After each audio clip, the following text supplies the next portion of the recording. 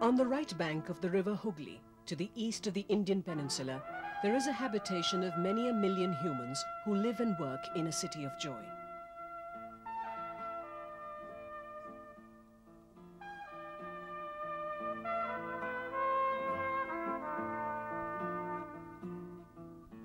It is a place that had at one time been known as the second most important city of the British Empire.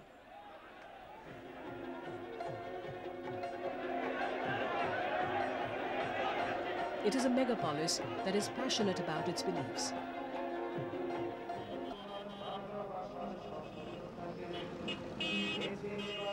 The city is a concentration of ever-evolving thought, an emotional upsurge of ideas, its constant companion. A center of art, culture and science, Calcutta to its residents is that mixture of the intangible that is simply referred to as home.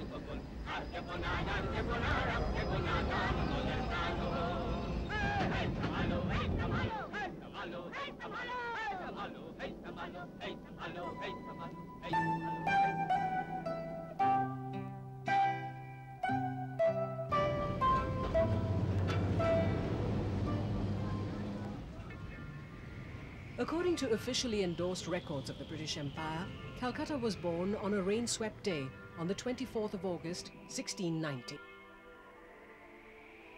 Job Charnock, a merchant of the British East India Company, stepped ashore on the muddy banks of the Hooghly River.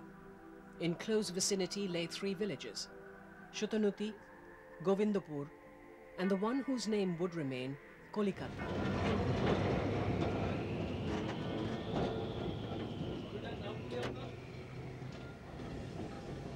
Kolkata শহরটা ইংরেজরা তৈরি করেছে এই তথ্যটা সত্যি নয়। ইংরেজরা আসবার আগেও এখানে বসতি ছিল, শেঠ এবং বসাক, এরা এখানে ব্যবসা বাণিজ্য করত। জব চার্নক যে এখানে নেমেছিল তার কারণ জব চার্নক তো ব্যবসায়ী, সে ব্যবসার কেন্দ্র খুঁজছিল।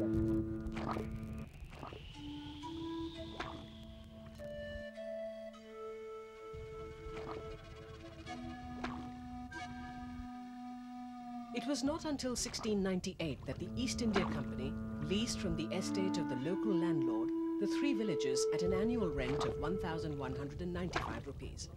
And on the banks of the river, the dimensions of a megapolis slowly started taking shape.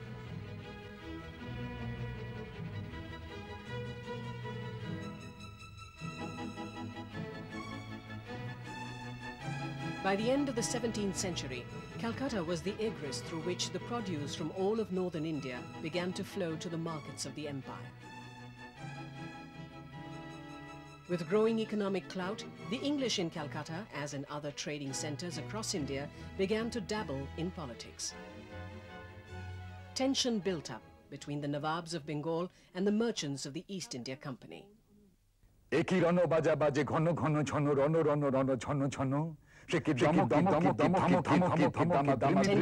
that boiled over when in 1756, young Siraj-ud-Dowlah attacked and captured Calcutta with ease. The wick was lit, and a seemingly apparent victory for the Nawab turned into a conflagration that delivered India into colonial servitude.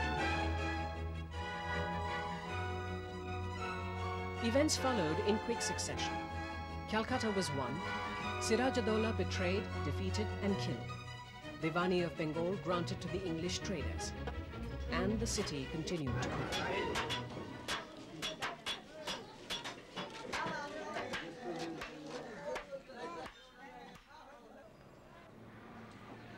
By 1750, the population of Calcutta was an estimated 100,000 and above. Two distinct areas, one English, one native, came to coexist in Calcutta. The indigenous townships grew in haphazard form, but their names betrayed the profession of their inhabitants. Muchipara, where the cobblers lived, Shonarpoti, where the goldsmiths worked, and of course, Kumortuli.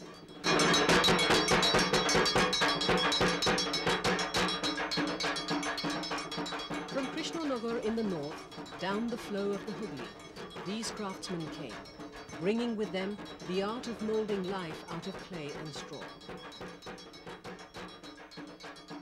the Durga idols that they build in Kumortolli travel to all corners of the city and even to Delhi.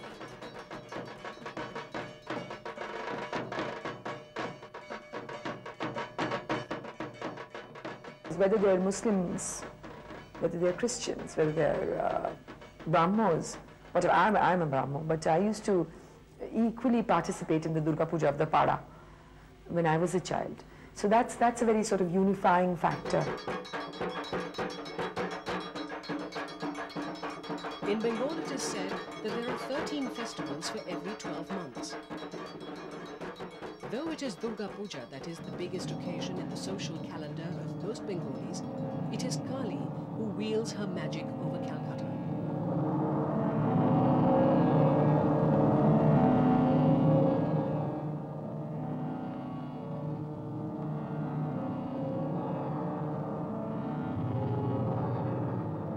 A temple dedicated to the goddess had existed here from before the birth of the city. In 1809, when the present temple was built, Kali Ghat was already a pilgrimage site.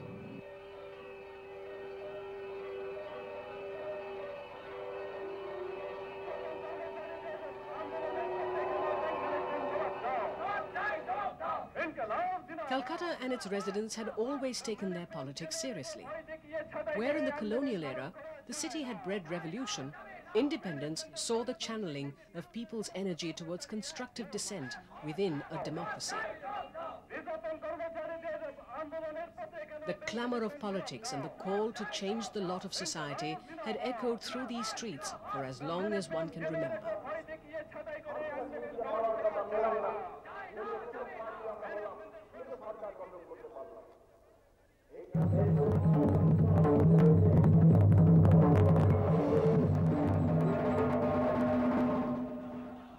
This concern for idealistic remodelling had made Calcutta a centre of free and progressive thought.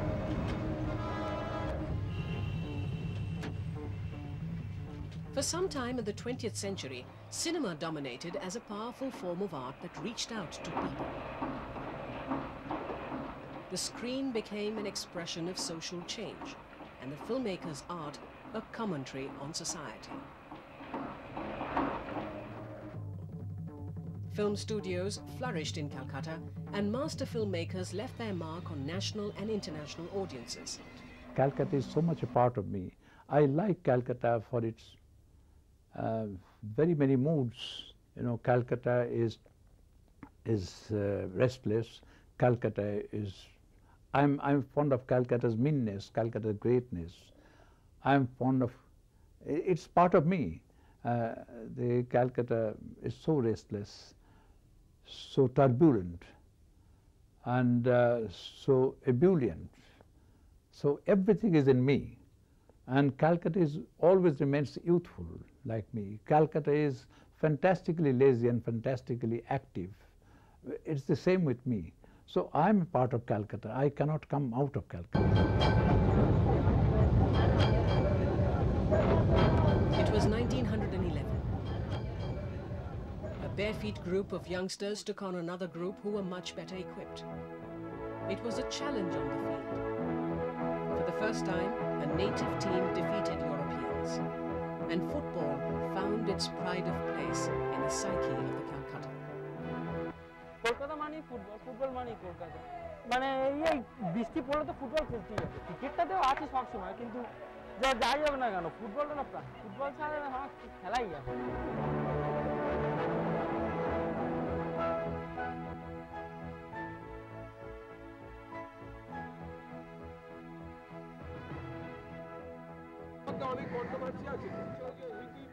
Around the Maidan, a number of sporting clubs held sway over their individual plots of influence, each a small extension of the community or the section of the people that they represented. From a few at the beginning of the century to many by the end, it was finally the big three who dominated the green grass of the Maidan. Mohun Bagan, the original challenger, East Bengal, the usurper, and Mohammedan Sporting, who kept the balance between the two. The Maidan was a cultivated distance that was required for the defense of Fort William. Calcutta was designed to be controlled from along the green boundary of the vast field. Fort William stood with its back to the Hooghly. To the south were built the government offices and the Governor-General's residence. The Chowringhee carried on north to the memorial of one of the most powerful women of all times.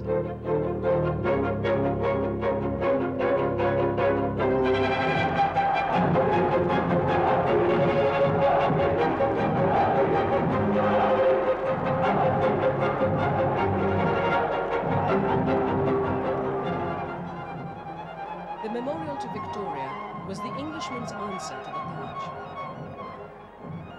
They started building it in the capital of the Raj, their most important city outside London. But by the time they finished, the white marbles of Victoria Memorial stared down at only a provincial capital. Calcutta ceased to be the capital of British India in 1912. The aborted partition of Bengal in 1905 and the increasing momentum generated by secessionist elements hastened the shift. Politically, Calcutta was made subservient to the power of New Delhi. However, the impetus provided by the Bengal Renaissance of the previous century and the importance enjoyed by the colleges and universities of the city ensured that a subliminal tension existed amongst the intelligentsia.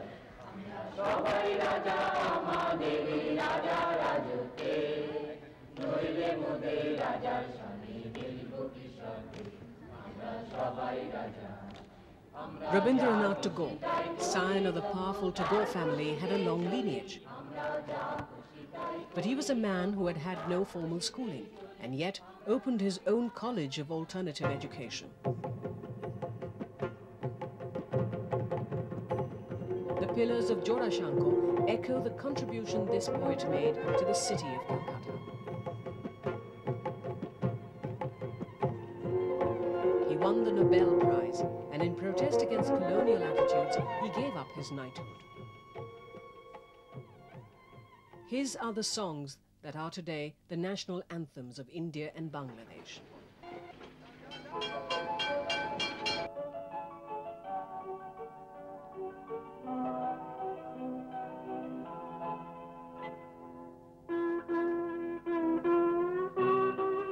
This burst of revivalistic creative emotion centered strangely around a city that the British built to further their own intentions. Calcutta was an anomaly. On the one hand, the city fostered the propagation of English ascendancy of political and cultural thought. At the same point in time, Calcutta also provided the desired spark that ignited the imagination of a whole new generation of Bengalis. Art and culture, philosophy, theatre, plays and drama, Bengal, and at its centre, the ephemeral Calcutta, became the fountainhead of unconstrained expressions of culture.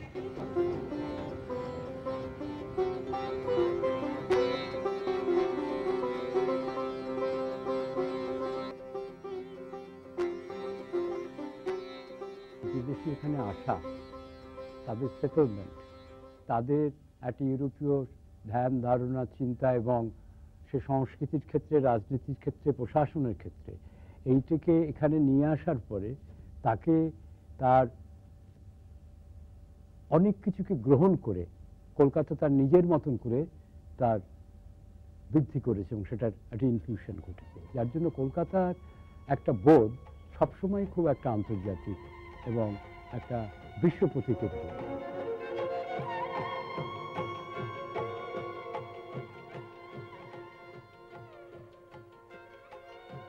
Riding high on this momentum, Calcutta donned the sobriquet of the cultural capital of the country, a tag that was to remain constant through the travails of its political history. Delhi was to become the capital of the country. Bombay was to become the center of business, but Calcutta remained synonymous with cultural creativity.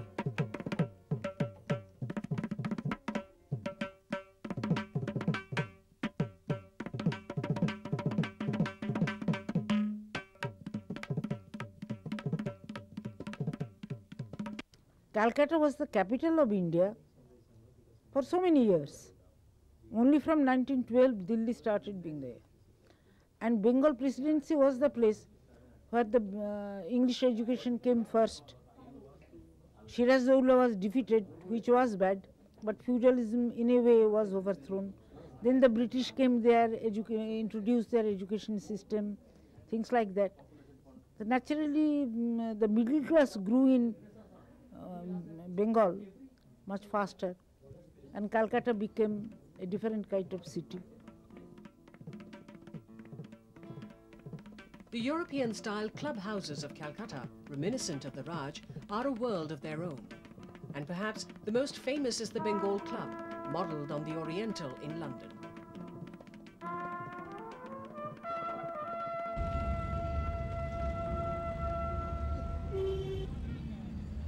The Englishman's club in Calcutta ensured that he could remain secluded from the hoi polloi of the dusty city that existed outside.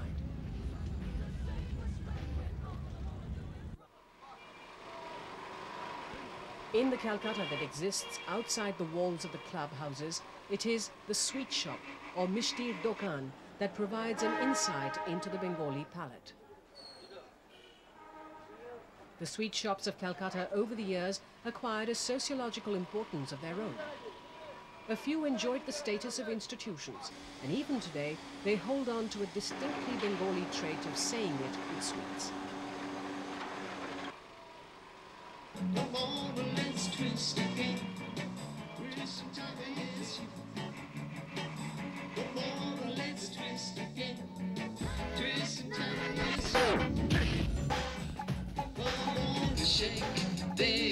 While the city on the one hand holds on to its traditions, it also continues to morph with time.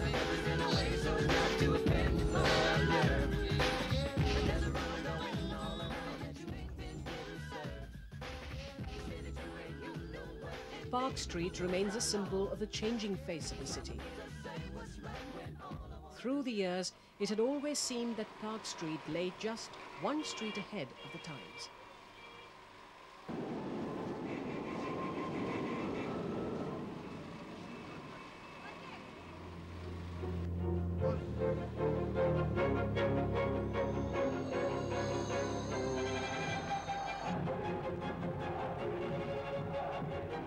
In an ancient land, the demography of this comparatively young city kept changing. Classes and clans of people who had added to the feel of Calcutta may no longer be a part of the city, but their influence remains.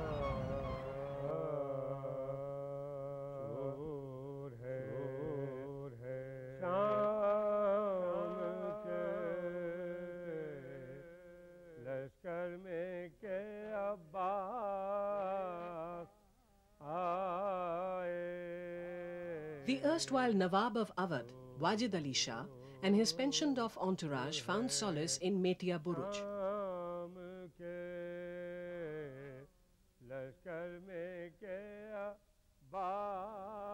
A kingdom had been lost, but its progeny intertwined with local influences, contributing to facets of Calcutta society.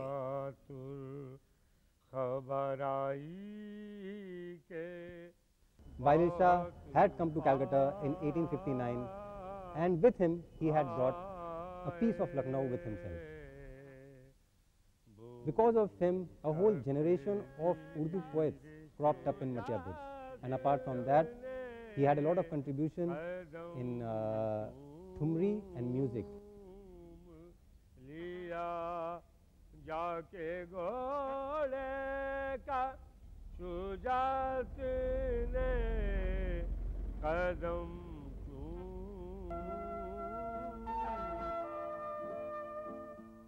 Howrah Bridge, a cantilever behemoth of iron and steel that showcased the engineering accomplishments of the 1920s.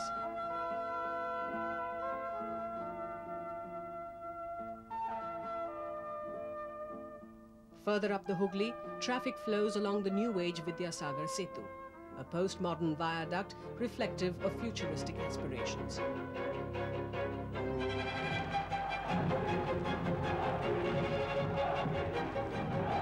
While one stood as the symbol of the past, the other denotes the future that the planners and leaders had visualized for the city.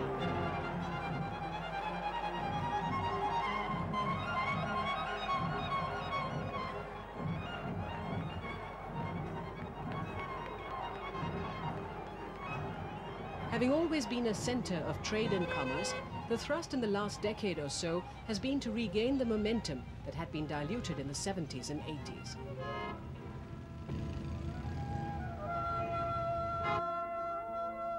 The teeming millions, restricted land for growth, and the constraints of a developing economy compounded existing civic problems. A naturalized Indian, she was the modern face of the ever-compassionate mother. Mother Teresa and her wand of love and sympathy brought solace to many a soul that was lost in the labyrinthine underbelly of this megapolis. The missionaries of charity are headquartered in Calcutta. The blue-bordered, white sari-clad disciples of a new age saint are the angels of mercy who roam the streets of Calcutta. Calcutta is a symbiosis, a city that has harbored a split personality.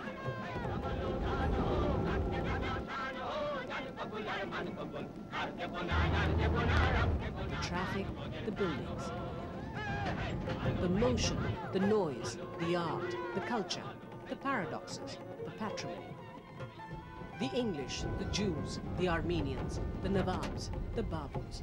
They left their mark on the face of Calcutta, only to relinquish their hold to incoming influences.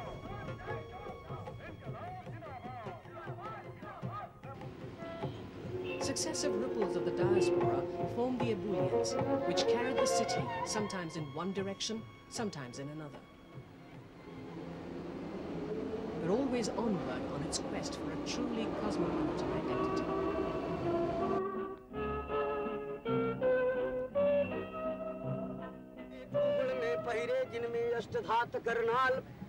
लेके कोड़ा bell चापका Rudal कूच दले करवाए आला काले की रूदल जाके देखते ही इंदला का करता